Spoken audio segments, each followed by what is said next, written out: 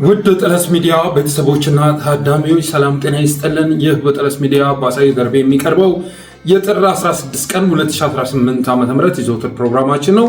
በዛሬው ፕሮግራማችን ልዩ መረጃዎችን፣ ወቅታዊ ጉዳዮችን፣ ዕለታዊ ፖለቲካ አጀንዳዎችን ወደ እናንተ የምናደርስ ይሆናል። ስለዚህ የጠለስ ሚዲያ ሜምበር ሰብስክራይበር በመሆን ስቲከሮችን በማበርከት ዝግጅታችንን ላይክ፣ ሼር ያደረጋችሁ ለሌሎች በማጋራት እስከ ፕሮግራማችን ፍጻሜ ድረስ አብራችሁት ቆዩ ዘንድ በአክብሮት ጋብዘን በቀጥታ ወደ ዕለቱ ፕሮግራም እናልፋለን።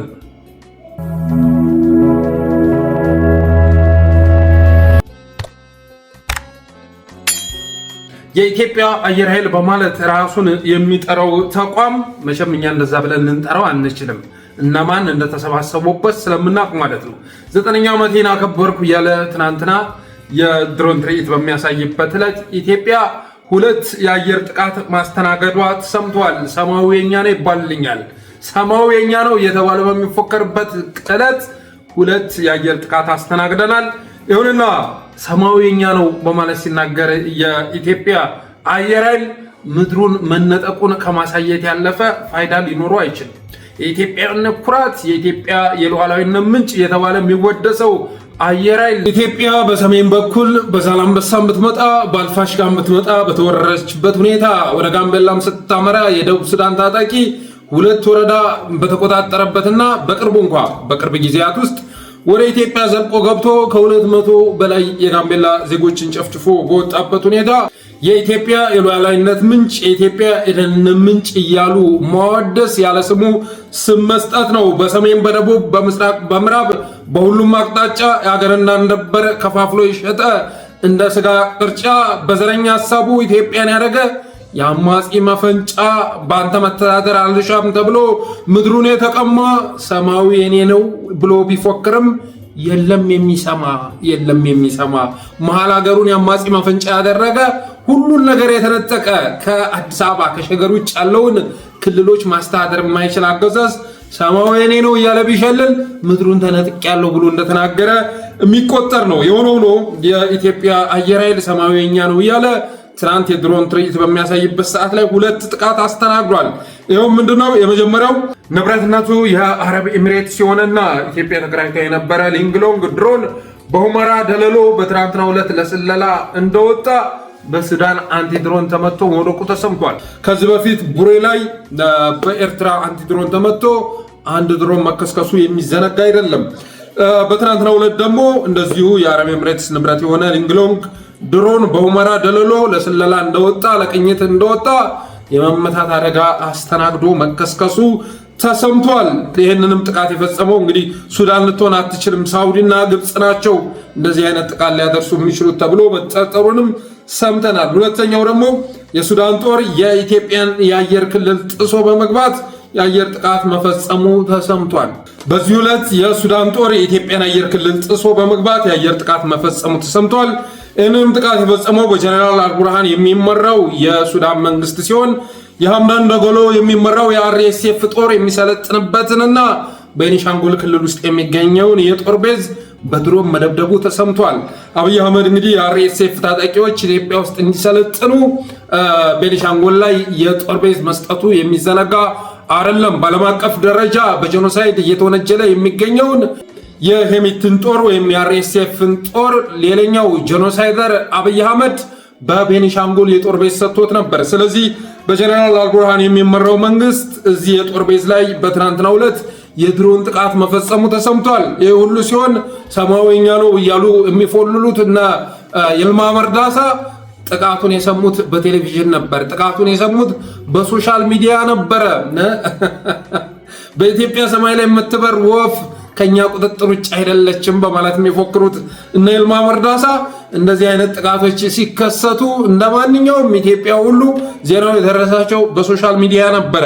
የሆነ የኢትዮጵያ አየር ኃይል 9ኛ ዓመቱን በሚያከብርበት በትናንትናው ዕለት 2 ጥቃት አስተናግዷል። ይሄውም አንዱ ንብረትነቱ የአረብ ኤሚሬትስ የሆነ ሊንግሎንግ ድሮን በሁመራ ደለሎ ለቅኝት እንደወጣ በሱዳን አንቲድሮን ተመቶ መውደቁ ሲሆን ሁለተኛው ደግሞ ኢትዮጵያ ውስጥ የሚገኘው ቤኒሻንጉል ክልል ውስጥ የሚገኘው የአርኤስኤፍ የጦር ቤዝ በጀነራል አልቡርሃን ድሮኖች ሙሉ ለሙሉ መውደሙ ተሰምቷል።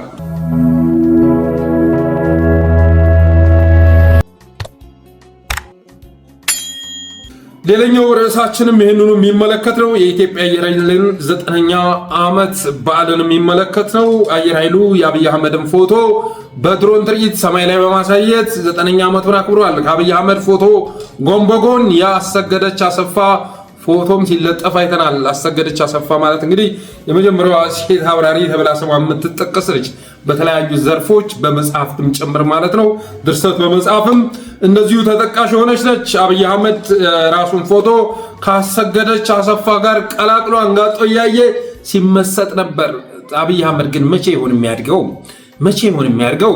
ኢትዮጵያውያን ለምሳሌ በድሮን ትርኢት የተለያዩ ነገሮችን የተለያዩ ትዕይንቶችን ማሳየት እንደሚቻል አንድ ጊዜ አሳይታችኋል። ከዛ በኋላ ሰልችተዋል። በቃ ከዚህ በፊት የአባይ ግድብ በሚመረቅበት ሰዓት የታየ ትርኢት ነበረ። በአዲስ አበባም እንደዚሁ የታየ ትርኢት ነበር። ስለዚህ በየትኛውንም ነገር በድሮን ትርኢት ማሳየት እንደሚቻል ኢትዮጵያውያን ተረድተዋል። ከዛ በኋላ ግን በየጊዜው እያመጣ ድሮኖችን እየደረደርክ ይኸው የኢትዮጵያን ካርታ ሰራው፣ ይኸው እርግብ እንትን አደረኩኝ፣ ይኸው ባንዲራችንን ሳልኩት እያልክ ልታስተመማቸው አትችልም። እና የኢትዮጵያውያን አእምሮ ያድጋል፣ ይለወጣል። ምክንያቱም የወድድ አእምሮ ግን ባለበት የቆመ ነው። የአብይ አህመድ አእምሮ መቼም አያድግም። የማያድግ በመሆኑ የተነሳ ነው እንደዚህ ባሉ ጥቃቅን ተራ ነገሮች መደሰቱን የማያቆመው። ስለዛ ነው አብይ አህመድ ሰማይ ላይ በድሮን ትርኢት ፎቶውንም አይቶ የበታችነት ስሜት የሚያሰቃየው መሪ በመሆኑ የተነሳ በየጊዜው ፎቶውን እያየ መመሰጡን አጠናክሮ ቀጥሏል። በጣም ያሳፍራል፣ በጣም ያሳፍራል። ብልጽግና ውስጥ ያላችሁ ሰዎች መሪያችሁን እደግ በሉት እንጂ እደግ፣ ተለወጥ እንዴ አእምሮ ለውጥ ማሳየት አለበት ብላችሁ ንገሩት። ትናንትና በሰቀቀን ከተሞላ በድህነት ከተሞላ ጎጆ ወጥቶ እድሜ ልኩን የህዋቶች ተላላኪ ሆኖ ከዛ ወደ ቤተ መንግስት ከገባ በኋላ ቤተ መንግስቱን በ20 ቢሊዮን ብር ማሳደሱ የተለያዩ ነገሮች ማድረጉ የሚጠበቅ ነው። አይቶ ያቅ ስለሆነ ማለት ነው። ቤተ መንግስት ከገባ 7 ዓመት ሆነ። ህጉ ጠቅላይ ሚኒስተር ተብለ መጠራት ከጀመርክ 7 ዓመት ሆነ። ስለዚህ መቼ ነው የምታርገው? መቼ ነው የምትለወጠው? ትልልቅ ነገሮችን አጀንዳ ማድረግ ጀምር እንጂ በእንደዚህ አይነት ላይን በሚማርኩ ነገሮች ኢትዮጵያውያንን እያማለልክ ስንት ዓመት ልትገዛቸው ትፈልጋለሁ ብላችሁ ልትመክሩት ይገባል። በተረፈ ግን የኢትዮጵያ አየር ኃይል ታሪኩ መለስ ተብሎ ሲቃኝ በተለይም ደግሞ በይልማ መርዳሳ ዘመን በትግራይ 1 ሚሊዮን ዜጎችን የበላ ተብሎ ሊገለጽ የሚችል ነው። 1 ሚሊዮን የትግራይ ዜጎችን የበላ በአማራ ክልል ከ600 ዙር በላይ ድብደባዎችን በማድረግ በመቶ ሺህ የሚቆጠሩ ዜጎችን የገደለ በቅርቡ እንኳን በዋግምራ ብንመለከት 40 ሚሊሻ በአንድ ቀን ያረገፈ ከ100 በላይ ነው። አጠቃላይ ንጹሃኑ ጋር ሲደመር ከ100 በላይ ነው። የራሱ ሚሊሻዎች ግን ከ40 በላይ ሚሊሾችን በአንድ ቀን ማርገፉ የሚዘነጋ አይደለም። በነገራችን ላይ ይህንን ያደረገው በስህተት እንዳይመስላችሁ። ኦህዴድ ሚሊሾችን የደበደበው በስህተት አይደለም። 3 ኃይሎች ተቀናይተው ክልሉን ለማፍረስ እየተንቀሳቀሱ ስለሆነ ነው። ኦህዴድ ዋግምራ ዞን ላይ ሄዶ 40 ሚሊሾችን ገደለ። ብአዴን አልተገደሉም ብሎ አስተባበለ። ዋግምራ ላይ የሚንቀሳቀሰው የአገው ሸንጎ ደግሞ ምን እያለ ነው? ሞታችንን የማያምን እንደዚህ አይነት እልቂት አስተናግደን እሱም ማመን የማይፈልግ የክልል መዋቅር ጋር አብረን መዝለቅ አንፈልግም እየተባለ ነው። የክልልነት ጥያቄ እየተቀነቀነ ነው።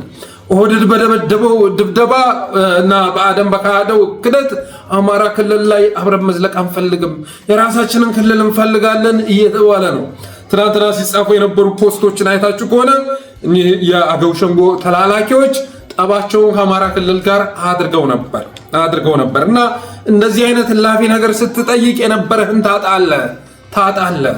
ወደፊት ይሄ ነገር ተግባራዊ መሆኑ የሚቀር አይደለም። በነገራችን ላይ ይሄን ልታውቁ ይገባል።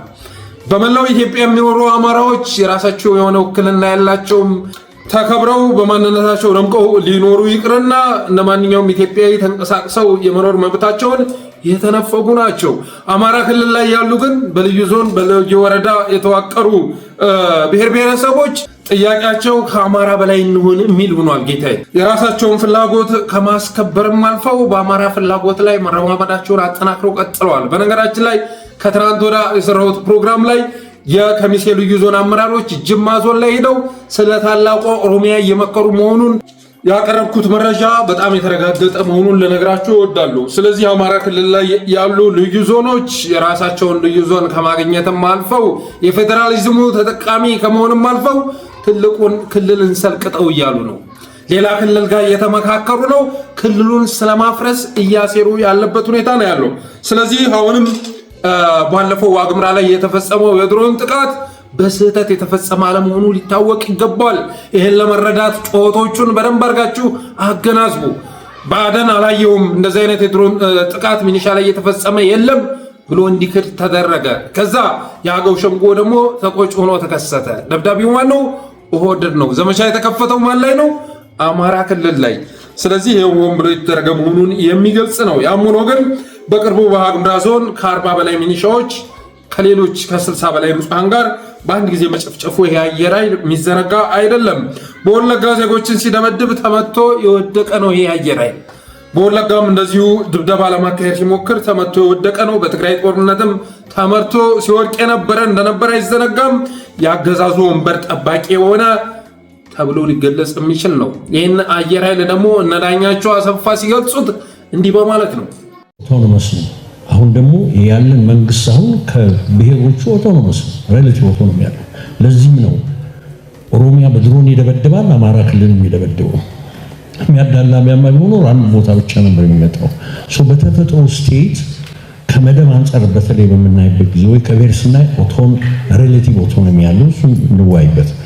ባይሆን እነሰማችሁት ዶክተር ዳኛቸው በትክክለኛ ገልጾታል ብዬ አስባለሁኝ።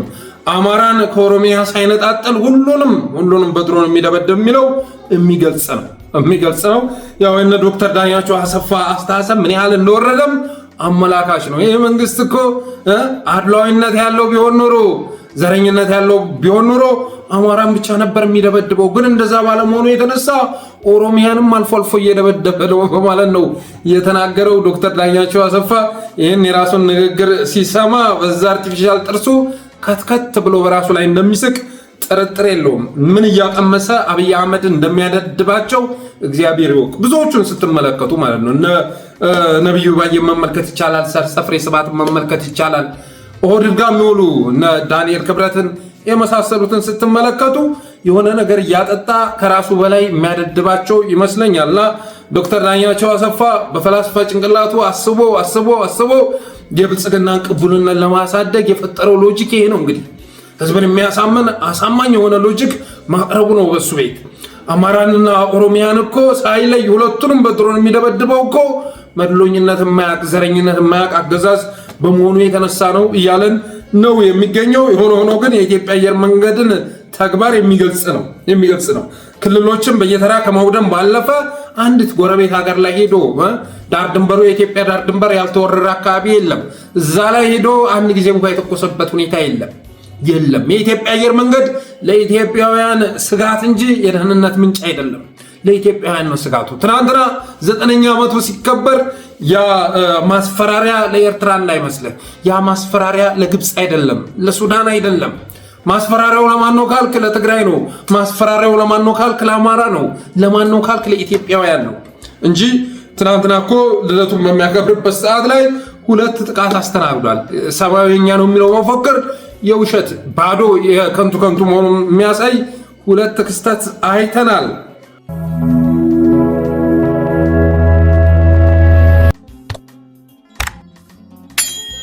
ሌላው ከትናንቱ ትርኢት የተረዳውን ነገር የአብይ ብቸኛ መተማመኛ የቆርቆሮ አሞራዎች መሆናቸውን ያሳየ ነው።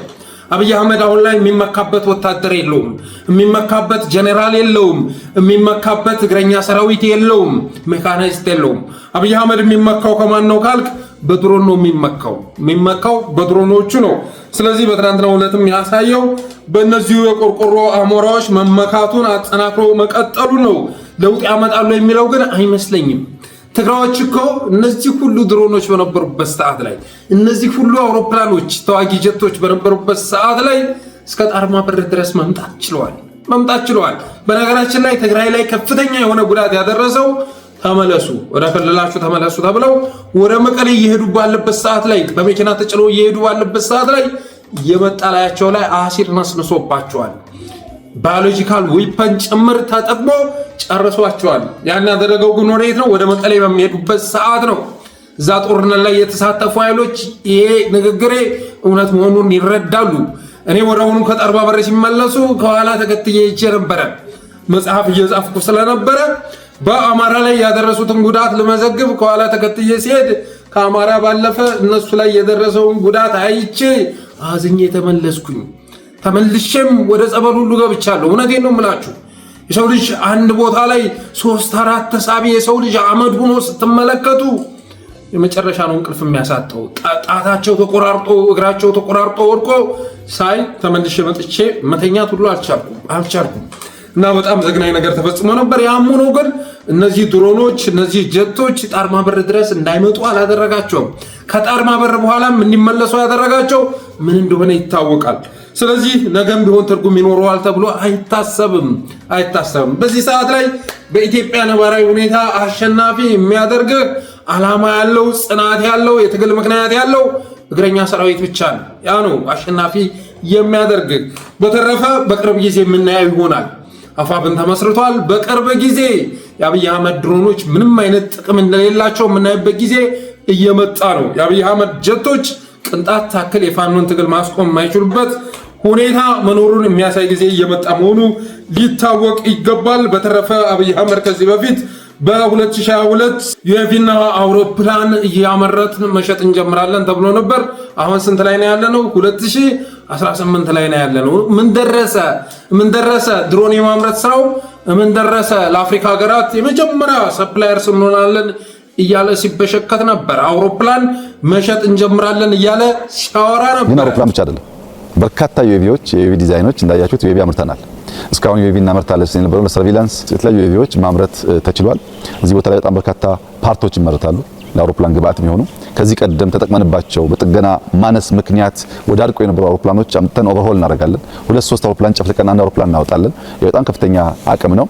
እንግዲህ የዚህ ተቋም ህልም በ2030 የዛሬ 6 ዓመት ገደማ በአፍሪካ ውስጥ አንዱ ስመጥር ሰፕላየር መሆን ነው። ለአፍሪካ ማርኬት በዩኤቪ እና የተለያዩ የአውሮፕላን ፓርቶች እና አውሮፕላኖች ለአፍሪካ ማርኬት ማምረት ማቅረብ እንፈልጋለን።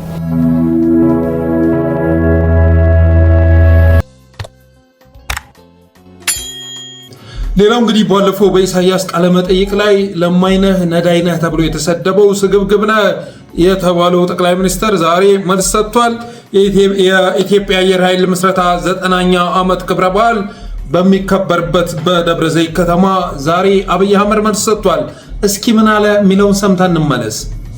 አንዳንዴ የምትስቱ ቆማችሁ የቀራችሁ ወደፊት መራመድ የምትቸገሩ ሱ30 JC10 ወይም ከዚያ ያለፉ ቴክኖሎጂዎች ሲጠሩ ይሄ ደግሞ ምንድነው ብላችሁ ግራ የሚገባችሁ አሁንም ሚግ 21 ላይ ያላችሁ ሀገራት ደጋግማችሁ እንድታስቡ የሚያስፈልገው ኢትዮጵያ ትናንትና ላይ የቆመች ሀገር አይደለችም። ኢትዮጵያ ነገን ለመዋጀት አበክራ የምትሰራ ሀገር ናት። የማንንም አትፈልግም። የራሷን በየዋህነት በተላላ ባጭር ጊዜ ድል አሳልፋ አትሰጥም። የተሰጠ ካለም ማወራረዷን አትተውም። ወዳጅም ጠላትም አንድ እንገነዘበው የምፈልገው ነገር ኢትዮጵያን በቅጡ ኢትዮጵያን በበቂ አናውቃትም ብሏል። አናውቃትም ማለቱ ትክክል ነው። አናውቃትም። ኢትዮጵያ ከምታውቃት ያለፈች ሀገር ናት። በሀብቷም በታሪኳም በብቃቷም ከዚያ ባሻገር ኢትዮጵያ እያደገች ያለች ሀገር ናት። የአፍሪካ ትንሣኤ አፍሪካ ተመልሶ የማደግ ምልክት የምትሆን ሀገር ናት። ከነዚህ ካለው ሀገር ጋር ተስማምቶ ተባብሮ አብሮ ማደግ ብቻ ነው የሚያዋጣው። ከዚያ ውጭ ያለው አማራጭ ጥፋት ስለሚያስከትል አንዳንዴ የምትስቱ ቆማችሁ የቀራችሁ ወደፊት መራመድ የምትቸግሩ ሱ30 JC10 ወይም ከዚህ ያለፉ ቴክኖሎጂዎች ሲጠሩ ይሄ ደግሞ ምንድነው ብላችሁ ግራ የሚገባችሁ አሁንም ሚግ 21 ላይ ያላችሁ ሀገራት ደጋግማችሁ እንድታስቡ የሚያስፈልገው ኢትዮጵያ ትናንትና ላይ የቆመች ሀገር አይደለችም በማለት ኢሳያስ አፈወርቄን ወርፏል። የተወሰደባት ነገሮችን ታስመልሳለች፣ ያላትን አትሰጥም። ከዛ ውጭ ግን የተወሰደ የተቀማ ነገር ካለ ማስመለሳችን አይቀርም በማለት ዝቷል። አብይ አህመድ ከዚህ በፊት ስንናገር እንደነበረው ከኤርትራ ጋር በፍጹም ወደ ጦርነት አያስበውም። ከየትኛውም ሀገር የጎረቤት ሀገር ጋር አብይ አህመድ ወደ ጦርነት የሚያስገባ ኬዝ የለውም። የአብይ ኬዝ ከትግራይ ጋር ነው፣ ከአማራ ጋር ነው። ራሱን ሀገር አፍርሶ አዲስ ሀገር የሚሰራ ጠቅላይ ሚኒስትር ስለሆነ የኢትዮጵያ ዳር ድንበር የኢትዮጵያ ባህር በር እያለ ወደ ጦርነት ይገባል ተብሎ አይታሰብም። አብይ አህመድ ሀገራዊ ምክክር አድርጎ ከነ አብንና ኢዜማ ጋር የለብ ለብ ምርጫ አካሄዶ ስልጣኑን ማስጠበቅ የሚፈልግ ነው። በዚህ ዓመት የአብይ አህመድ እቅድ 2 ነው። ሀገራዊ ምክክር በማድረግ የሚፈልጉትን ነገር ማጸደቅ ይፈልጋሉ። ማሻሻል የሚፈልጉትን ነገር ማሻሻል ይፈልጋሉ። ከዛ ውጭ ግን በድንግርግር መካከል ለህዝብ በየቀኑ አጀንዳ እየሰጠ ምርጫውን ማካሄድ ነው የሚፈልገው። ከዛ ያለፈ ህልም የለውም አብይ አህመድ። ይህንም ፋኖዎች ልትረዱ ይገባል። አብይ በዛም በዚህም ብሎ ሀገራዊ ምክክር ማድረግ የሚችልበትን እድል ፈጥሯል። በተመሳሳይ መልኩ ሲያደናግር ከርሞ ሲያምታታ ከርሞ ምርጫ አካሂዶ ከዛ በኋላ 5 ዓመት ህጋዊ ቅቡልነት የሚያገኝበትን ስርዓት እንዲያካሄድ ልትፈቅዱለት አይገባም። የአብይ እቅድ ይሄ ነው። በአማራ ክልል ላይ ከተሳካለት ትግራይም ላይ አሁን ገብቶ ምርጫ ለማካሄድ እየተንደፋደፈ ይገኛል። የህወሓትን ህጋዊ ቅቡልነት በመመለስ እንደገና 14 ፓርቲዎችን አደራጅቶ ትግራይ ላይ ምርጫ ማካሄድ፣ አማራ፣ ኦሮሚያ እና የተለያዩ ቦታዎች ላይ ምርጫ አካሂዶ 5 ዓመት ስልጣኑን ማስጠበቅ ይፈልጋል። በነ ዘ ኢኮኖሚስት በነ ዘ ጋርዲያን 90% የሚሆነውን የአማራ አካባቢ የተቆጣጠራችሁ ናችሁ እየተባላችሁ ስትባሉ ከከረማችሁ በኋላ እንደገና አብይ አህመድ መጥቶ በየቀበሌ በየወረዳ ምርጫ አካሂዶ ተግባራዊ እንዲያደርግ ልትፈቅዱለት አይገባም። ተረፈ አብይ አህመድ ሚግ 21 ላይ የቆማችሁ ትናንት ላይ የቆማችሁ ሀገራት ደጋግማችሁ ብታስቡ ያዋጣችኋል። የተወሰደንም ማስመለሳችን አይቀርም በማለት ለኢሳያስ አፈወርቂ መልስ ሰጥቷል። ኢሳያስ አፈወርቂ ባለፈው የተናገረው ነገር እኔ እንደ ስድብ የሚቆጠር ነው ብዬ አላስብም። አብይ አህመድን በስሙ ጠራው ነው የምለው። አብይ አህመድን በስሙ ነው የጠራው። ስግብግብ ነህ ለማይነህ ነው ያለው። አዎ ስግብግብ ነው። ኢትዮጵያን ይዞ እንደ ኦሮሚያ ሲፍተፈተፍ የሚውል ጠቅላይ ሚኒስተር ነው ያለን። የ20 ቢሊዮን ብር ቤተ መንግስት ከገነባ በኋላ እንደገና በትሪሊየን የሚቆጠር ገንዘብ በጅቶ የጫካ ቤተ መንግስት የሚገነባ ጠቅላይ ሚኒስተር ነው ያለን። ስግብግብ የማይሞላ ልብ ያለው አንዱን ነገር ሲጨብጠው ሌላ ነገር የሚያምረው አገር ሲኖረው አህጉር የሚያምረው እንደዚህ አይነት ጠቅላይ ሚኒስተር ነው ያለን። ስለዚህ አብይም በስሙ ነው የጠራው ብዬ አስባለሁ። በተረፈ ከአንዳንድ ሀገራት በእርዳታ ከአዘርባይጃን ከመሳሰሉት ሀገራት የሆኑ ድሮን የሰበሰበ ከራሽያን ባለፈው የገዛቸው ጀቶች አሉ። በነዛ ሲመካ ጌታዬ በሀገር ውስጥ የገጣጠመ በሀገር ውስጥ የሰራ ነው የሚመስለው። ምናልባትም በቅድሙ ቪዲዮ ላይ እንዳሳየኋቸው አውሮፕላን ገጣጥመን መሸጥ እንጀምራለን እንዳለው እሱ ሎፍ አትራክሽን ነው የሚገጣጥመው። ፋብሪካ ሰርቶ ምናምን ኢንዱስትሪ ገንብቶ አይደለም። የስበት ህግን በመጠቀም ነው አብይ አህመድ የሚገጣጥመው። በተረፈ ትናንት ኢትዮጵያ በኢንዱስትሪ ፓርኮች ውስጥ ስታመርታቸው የነበሩ ነገሮችን የዘጋጋች አገር ነች። ቅንጣት ታክል አብይ አህመድ ኤአይ ያለ ሲቀባጥር ትሰሙታላችሁ። በሁሉም ነገር በሳይበር ሴኩሪቲ አደጋ ውስጥ የወደቀች ሀገር መሆኗ የሚዘነጋ አይደለም። ቢያንስ ኢሳያስ አፈወርቂ ሀገራዊን ሉዓላዊነት አስጠብቆ ህዝቡን አንድ አድርጎ የራሱን ሀገር እያስተዳደረ ያለ መሪ ነው። ከራሱ ህዝብ ጋር የሚታኮስ መሪ አይደለም። ኤርትራ ውስጥ 8 ነው 9 ብሔር ብሔረሰቦች አሉ። እነሱ ላይ ጦርነት ለኩሶ እነሱን ሲጨፈጭፍ የሚታይ መሪ አይደለም። አብይ አህመድ ግን የራሱን ሀገር እየወጋ የራሱን ህዝብ እየወረረ በዘር ተቧርኖ እንደምታውን ነው። በፎቶ ብርሃኑ ጁላ የሚባል ኢታማዦር ሹሞ፣ ይርማ መርዳሳ የሚባል አየር ኃይል ሹሞ በዘር የተዋቀረ መከላከያ ይዞ ኢትዮጵያ ኢትዮጵያ እያለ የሚሸልል የሚያምታታ መሪ ነው። በተረፈ ግን አብይ አህመድ ዛሬ መልስ ለመስጠት ሞክሯል።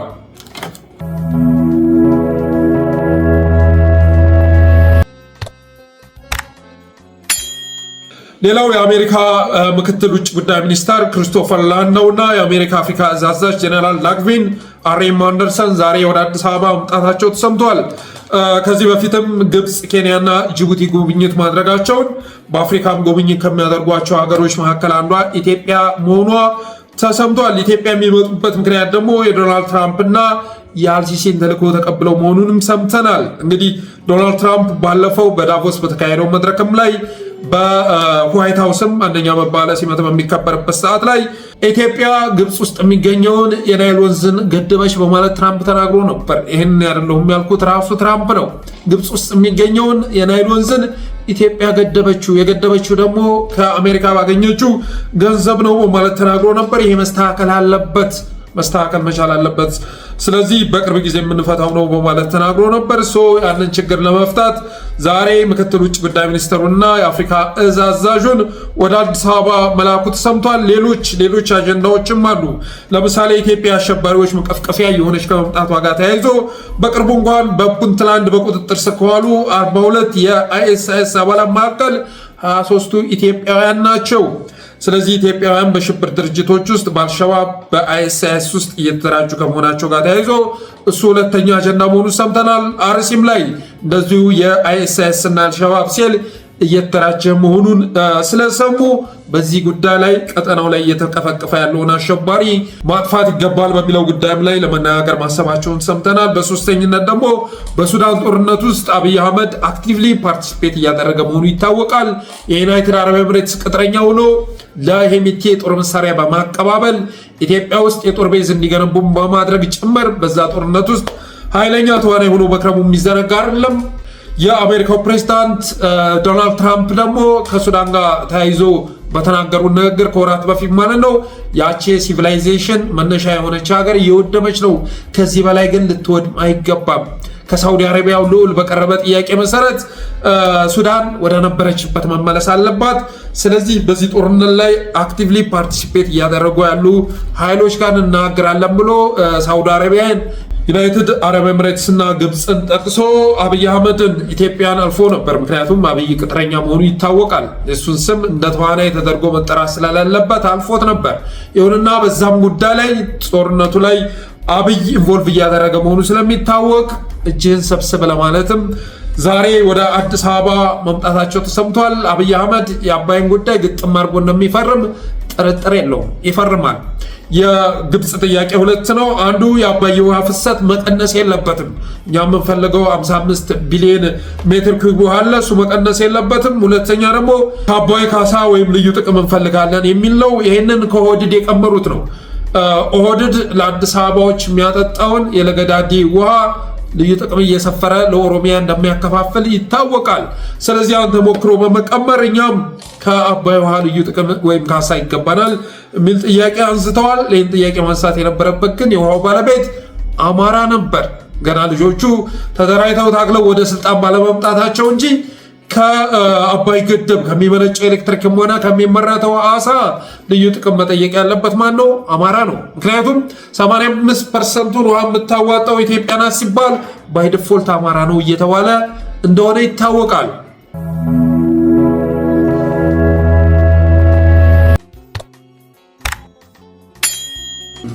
ሌላው የአፋብን ምስረታ የአማራ ፋኖ ብሔራዊ ንቅናቄ ምስረታ ከተሰማ ጊዜ አንስቶ የሚቀላቀሉ ወጣቶችና የአገዛዙ ታጣቂዎች ቁጥራቸው እየተበራከተ መምጣቱን ሰምተናል።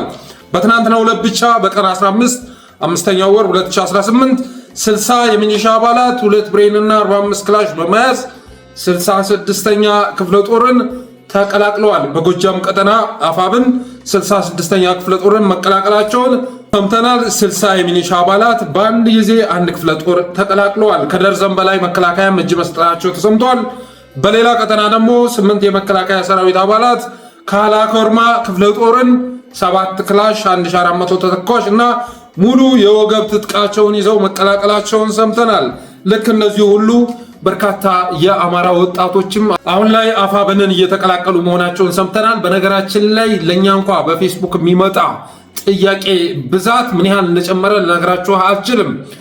ከተለያዩ አካባቢ ያሉ ኢትዮጵያውያን አማራዎች በአካባቢያችን መኖር ስላልቻልን አፋብንን መቀላቀል እንችላለን፣ እንዴት ነው መቀላቀል የምንችልበት መንገድ ካለ ብትጠቁሙን እያሉ የሚቀርቡ ጥያቄዎች ናቸው። ቁጥራቸው ከመጠን በላይ ተበራክቷል። የሆነ ሆኖ ከወጣቶች ባለፈ ያገዛዙ ታጣቂዎችም ጭምር እየከዱ አፋብንን እየተቀላቀሉ መሆኑ ታውቋል። አገዛዙ እነ ፋንታው ሙሃቤን እነ ያሶ አባተን እነ ማስረሻ ሰጤን ይዞ 10 የማይሞሉ ታጣቂዎች እጃቸውን ሰጡ ብሎ እነዚህም ታጣቂዎች ሰርገው የገቡ እንጂ እስካሁን ድረስ አገዛዙን ሲታገሉ ያልነበሩ መሆናቸው ይታወቃል። እነሱን ይዞ ግን በየቦታው ድራማውን ሲተውን ጦሩ እየፈረሰ አፋብንን መቀላቀሉን አጠናክሮ ቀጥሏል። በነገራችን ላይ ትናንት የኮሪደር ልማቱን ሲጎበኙ ነበር። እነ ኮሎኔል ፈንታው እነ ማስረሻ የኮሪደር ልማቱን ሲጎበኙ ነበር። ፎቶቸውን ስታዩት ዲፕሬሽን ታነባላችሁ። መነቃቃት ሳይሆን የምታዩት ዲፕሬሽን ነው። የመጨረሻ የህሊና ወቀሳ እየመዘመዛቸው እንደሆነ ትረዳላችሁ። በጽጸት እየተንገበገቡ መሆናቸውን ትረዳላችሁ። ፊታቸውን ስትመለከቱ እርካታ አታነቡም። እርግጥ ነው እነ ኢያሱ አበራ ወደ ሚዲያ መጥተው ሲቅለበለቡ ከሃዲነታቸው ፈጣጣነታቸው ይገርማል። ይገርማል። ከመጠን በላይ ማለት ነው። በዚህ ልክ እንዴት ነው ህዝብን መካድ የሚቻለው? በዚህ ልክ እንዴት ነው ራስን መካድ የሚቻለው? ራስን መሸጥ የሚቻለው የሚል ጥያቄ ይፈጥራል። በዛ ልክ ሲንቶለቶል ስታወት ነገ እነዚህ ሰዎች ህዝብ ጋር ተቀላቅለው አይደለም ወይ የሚኖሩት ብላችሁ መጠየቃችሁ የሚቀር አይደለም። በበኩሌ ከነያሱ ንግግር የተረዳሁት የፋኖ የደህንነት ክንፍ በጣም ደካማ መሆኑን ነው የተረዳሁት። እንደ ኢያሱ አበራ ያለ ሰው ጋር እኔ ለሰዓታት በኋላ ማንነቱን አብጠርጥሬ ማወቅ አይሳነኝም። ፋኖች በዚህ ላይ ልትሰሩበት ይገባል። በቀጣይም ብዙ ከሃዲዎች ሊኖሩ ይችላሉ። በቀጣይም ትግሉን እየካዱ ለብልጽግና የሚያድሩ ሊኖሩ ይችላሉ። ያንን ማስቀረት የምትችሉት ጉዳታቸውን መቀነስ የምትችሉት እያንዳንዱን አርበኛ በተለይ ደግሞ በጥርጣሬ የሚታይ አርበኛን የሚከታተሉ ደህንነቶችን ማሰማራት ስትችሉ ነው። እንዴት እንደዚህ አይነት ቀዳዳ የሆነ ፍጡር እስካሁን ድረስ አርበኛ ነኝ እያለ ሊያምታታችሁ እንዴት ይችላል? ሌሎቹንም ተመልከቷቸው። አንደበታቸው ገናፋቸውን ሲከፍቱ ማንነታቸውን ማወቅ የምትችሏቸው ሰዎች ናቸው። እንደ ያረጋላ አያና ያለ ሰው አርበኛ ነኝ ብሎ ለአንድ ቀንም ከጎናችሁ ሊሰለፍ አይገባም። ንግግሩ ራሱ አክሰንቱ፣ አንደበቱ ራሱ የሚነግራችሁ ነገር አለ። የመጨረሻ ቀልማዳ የሆነ ፍጡር እንደሆነ በግልጽ ማወቅ ይቻላል። እና ኢያሱንም ስመለከት እኔ እንደዚህ አይነት ሰው ጋር አንድ ሰዓት ከጎኑ ቁጭ ብል ማንነቱን አብጠርጥሬ ማወቅ እችላለሁ ብዬ አምናለሁ። ስለዚህ አይናችሁን ከፈታ አድርጋችሁ ካጠገባችሁ ያሉ ኃይሎች እነማን ናቸው? እነዚህ ሰዎች ታማኝ ናቸው? ስብዕናቸው ምን አይነት ነው ብላችሁ መፈተሽ ይገባችኋል። በሌሎች ጉዳይ ላይ ታማኝ ሆኖ ያላገኛቸዋቸው ሰዎች ለትግሉ ታማኝ ሊሆኑ አይችሉም። የሆነ ሆኖ ግን በአፋር ስም የተቀላቀሉት የተወሰኑ ወዶ ገቦች ትናንት የኮሪደር ልማቱን እያዩ መመሰጣቸውን ሲገልጹ ነበር፣ በቃላት ደረጃ ማለት ነው። የሚገርመው ነገር ታዲያ እነዚህ ሰዎች እስረኞችን ለማስፈታት ከአገዛዙ ጋር ተፈራርመናል እያሉ ሲበሸከቱ የነበረ ቢሆንም እስረኞቹ ማስፈታት ቀርቶባችሁ አንድ አፍታ ወደ ቃሊቲ ወይም ቂሊንጦ ሄዳችሁ የመጎብኘት እድል ቢሰጣችሁ ኖሮ አሳሪና ታሳሪ በብሔር መደልደሉን ትረዱ ነበረ። አማራዎች እስረኞች ተብለው አማርኛ ቋንቋ ተናጋሪዎች እስረኞች ሆነው ታገኟቸው ነበር። ሌላ ደግሞ አንድ ቋንቋ የሚናገሩ ሰዎች መርማሪዎች ተብለው፣ ፖሊሶች ተብለው፣ አሳሪዎች፣ ገራፊዎች፣ ዳኞች፣ አቃቢ ሕጎች ተብለው መመደባቸውን ትረዱ ነበር። በደንብ አዲስ አበባን ገባ ብላችሁ ቆየት ብላችሁ መመልከት ከቻላችሁ ምን ያህል ዘረኝነት እንደነገሰ ትረዳላችሁ። አዲስ አበባ ላይ አንድ ወር መቆየት ከቻላችሁ ኢትዮጵያን የማፍረስ ስራ በፍጥነት እየተሰራ መሆኑን ትረዳላችሁ። ጌታዬ ወደ መርካቶ ሂድና ነጋዴዎችን አነጋግሩ። ወደ መስሪያ ቤቶች ግቡና የስራ ቋንቋውን ገምግሙ። የትናንት ዳይሬክተሮችን እስቲ ፍለጋ ሂዱ። የትናንት ኤክስፐርቶችን፣ የትናንት ቲም ሊደሮችን ፍለጋ ሂዱ። እስኪ ወደ መስሪያ ቤት አታገኟቸውም። ጌታዬ የስራ ቋንቋው መቀየሩን ትረዳላችሁ። እስር ቤት ብትሄዱ ደግሞ በሺዎች የሚቆጠሩ አማራዎች ያለ ጥፋታቸው በማንነታቸው የተነሳ ታስረው ታገኟቸዋላችሁ። እነዚህ ከንቶዎች ግን ጫካ ላይ ታጋይነን እያሉ ሲያምታቱ የነበሩ ሰዎች በጫካ ፕሮጀክት ማማለላቸውን በትናንትናው ዕለት ሲገልጹ ነበር።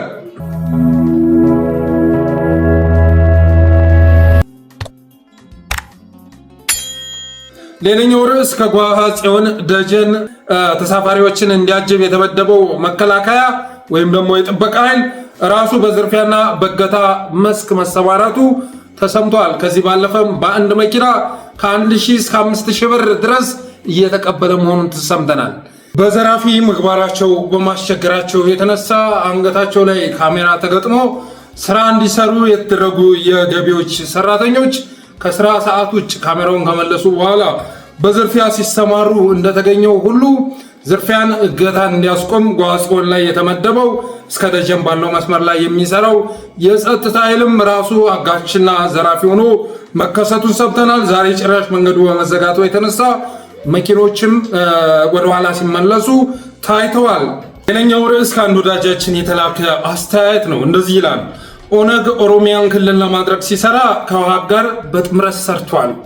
ስልጣን ማግኘትንና መገንጠልን የሚመኘው ኦነግ ዓላማውን ለማስፈጸም ከወድድ ሰው አስርጎ አስገብቷል። ኦነግ ከሻዕቢያና ከግብፅ ጋር ሲሰራም የኦነጉ ኮሎኔል አበበ ገረሱ አብሮ ነበር ይላል። ዛሬ ኮሎኔል ሀብታሙ ሙሃባው ከህወሓት ከሻዕቢያና ከግብፅ ጋር መስራት ክደን ነው ሲሉ ኮሎኔል አበበ ገረሱ ስለምን በደስታ ጨበጨቡ ብሎ መጠየቅ የብልህ አማራ ጥያቄ ሊሆን ይገባል ይላል። ለኦሮሞ ህልውና ሲባል ከህወሓት ከሻዕቢያና ከግብፅ ጋር መስራት ጽድቅ ነው። ለአማራ ህልውና ሲባል ግን አበበ ገረሱ በሶ ከመጠጣት ወጥቶ አማራን ሊያሙኝ በደስታ አጨበጨበ የሚል ትዝብቱን ልኮልኛል። ይህንም በቴሌቪዥን ካየው ትዕይንት ተነስቶ ያዘጋጀውን ትዝብት ነው የላከልኝ። እውነት ነው። ትናንትና ኦነግ ከኤርትራ ጋር ሲሰራ ነበር። ሌሎች ኃይሎችም ከኤርትራ ጋር ከውጭ ኃይሎች ጋር ሲሰሩ ነበር። አማራስ ራሱን ህልውና ለማትረፍ ከሌሎች ጋር የማይሰራበት ምን ምክንያት አለው የሚል ነው ኮንሴፕቱ። በነገራችን ላይ ባለፈውም አንድ ቪዲዮ ወደ እናንተ አድርሼ ነበር። ኤርሚያስ ለገሰ ፕሬዝዳንት ትራምፕ ያመጡትን ትዕዛዝ ያለምንም ማቅማማት አብይ አህመድ መፈረም አለበት። ድብን አድርጎ ፈርሞ በምላሹ ግን አንዳንድ ጥያቄዎች ማቅረብ አለበት። ይኸውም ጥያቄ ምንድነው? ግብፅ በኢትዮጵያ ያሉ አማጽያንና ኤርትራንም ጭምር እንዳጠፋ ትገዘኝ የሚል ጥያቄ ማቅረብ አለበት በማለት ሲናገር ነበረ። ከግብፅ ጋር አብሮ መስራት አለበት፣ ከአሜሪካ ጋር አብሮ መስራት አለበት። ግን ያመጡትን ጥያቄ ደግሞ ድብና አድርጎ መፈረም አለበት። ከስልጣን የሚበልጥ ብሔራዊ ጥቅም ሊኖረው አይገባም የሚል ምክር ሲሰጥ ነበር። እሱንም ቪዲዮውን አምጥተን ወደ እናንተ ማድረሳችን የሚዘነጋ አይደለም። እነዚህ ሰዎች ናቸው መልሰው ስለ ብሔራዊ ጥቅም ሊያስረዱን የሚሞክሩት። እነዚህ ሰዎች ናቸው መልሰው ወዳጅና ጠላት እንምረጥላችሁ የሚሉት፣ አጋርና ባላንጋራ እንለይላችሁ የሚሉት እነዚህ ሰዎች ናቸው። እና እኔ በዚህ ጉዳይ ላይ በቁርጠኝነት ሊሰራበት ይገባል። ትናንትናም ወዶ ገብ አርበኛ ተብዬዎቹ ይህን ጉዳይ በተደጋጋሚ ሲያነበንቡ ነበር። ኮሎኔል ፈንታውም ተመሳሳይ ነገር ሲዋራ ነበር። አሁን ላይ ፋኖ የኤርትራ የግብፅ ተላላኪ ሆኗል በማለት አገዛዙ የሚፈልገውን ነገር ሲያነበንብ ነበር። እኔ የሚያሳስበኝ ታዲያ እነሱ እንደዛ ብለው መናገራቸው ሳይሆን እንደነሱ ንግግር ከነሱ ንግግር ጋር የሚመሳሰል ተግባር እየተፈጸመ አለመሆኑ ነው። ፋኖ ስሙ እየጠፋ የሚገኘው እየተዘመተበት የሚገኘው መስራት ባለበት ልክ እየሰራ አለመሆኑ እየታወቀ ነው። ከዛ ውጭ ግን መሰራት መቻል አለበት። እንደ አፋብን የተሰባሰባቸው ኃይሎች ቁጭ ብላችሁ ልታስቡበት ይገባል። አብይ አህመድ አየር ኃይል እያለ እንዲንፈራገጥ ያደረገው ነገር ወታደር ባይኖረኝም ጀት አለኝ፣ አያችሁት ይህን ሄሊኮፕተር ምን እንደሚመስል፣ አያችሁት ይህን ድሮን እያለ እንዲበሸከት ያስገደደው የራሱን ፍርሃት ለመደበቅ ነው ያን ያደረገው። የፍርሃቱ ምንጭ ደግሞ በሰሜኖች መካከል ይመጣል ተብሎ የሚታሰበው ትብብር ነው። አብይ አሁን የህወሓትን ህጋዊ ማንነት መልሶ ህጋዊ ሰውነቱን መልሶ ምርጫ ላይ አሳትፎ የሚፈልገውን ነገር ሰጥቶ ከጎኑ ለማሰለፍ ጥረት እያደረገ ነው። ይሄ ሁሉ ቁማር ግን ለአጭር ጊዜ ነው። ፋኖንም ከጎኑ ሊያሰልፍ ይችላል። አሁን ለምሳሌ ትናንት የአፋሕድ ሰዎች ተብለው ሲጠሩ የነበሩ አመራሮችን ከጎኑ ማሰለፍ ችሏል። ግን በእርግጠኝነት ነገ እስከተወሰነ ርቀት ድረስ መስራት ያለበትን ፕሮፓጋንዳ ከሰራ በኋላ እነሱን ማሳደድ ይጀምራል። ሁሉ ነገር የሚሰራው ስራ ለአጭር ጊዜ የፖለቲካ ትርፋማነት ነው። ጌታቸው ረዳን በየመድረኩ እያዋረደው እያያችሁ ነው። ጌታቸው ረዳን ትናንትና ህፃን በነበሩበት ሰዓት የአዲስ አበባን ልማት ብልጭልጭ ይሉ ነበር። ዛሬ እኛ ጋር ውለው ባደጉበት ጊዜ ግን የአስተሳሰባቸው ተቀይሮ እያለ በየመድረኩ ሲዘልፉ ታያላችሁ፣ ሲጫወትበት ታያላችሁ። ስለዚህ ለማንም አይሆንም። ለአማራ ያልሆነ ለትግራይ አይሆንም፣ ለትግራይ ያልሆነ ለአማራ አይሆንም። ሁሉንም ማቀፍ ሲችል ነው አንድ የኢትዮጵያ መሪ የኢትዮጵያ ሊሆን የሚችለው። ስለዚህ ይህን ያገዛዙን ፕሮፓጋንዳ መፍራት አያስፈልግም። እናንተ ልታስቡበት የሚገባው ነገር ይህን አገዛዝ በአጭር ጊዜ ውስጥ ማስወገድ የምንችለው እንዴት ነው፣ ከማን ጋር ብንሰራ ነው የሚለውን ነገር ላይ አስቦ ቁርጥ ያለ ውሳኔ ማስተላለፍ ያስፈልጋል። በተረፈ እና አብይ አህመድ ትናንትና ኤርትራ በረሃ ውስጥ የነበረውን ኦነግን እኮ ሲያማከር መረጃ ሲያቀብል እንደነበረ የገለጸ መሪ ነው እና እንደዚህ አይነት ተልካሻ መሪ በሚያስተዳድራት ሀገር ውስጥ አማራ ህልውና ለማስጠበቅ ያስችላችሁ እንጂ ከየትኛውም ኃይል ጋር አብራችሁ መስራት አለባችሁ ማለት እወዳለሁ። በተረፈ አብራችሁ ስለቆያችሁ አመሰግናለሁ። የዛሬው ፕሮግራማችን ይህን ይመስል ነበረ። የጠለስ ሚዲያ ሜምበር ሰብስክራይበር በመሆን ስቲከሮችን በማበርከት ዝግጅታችንን ላይክ፣ ሼር እያደረጋችሁ ለሌሎች በማጋራት ጠለስ ሚዲያን አበረታቱ ብለን ዛሬ ዝግጅታችንን እንቋጫለን። ከበሩልን።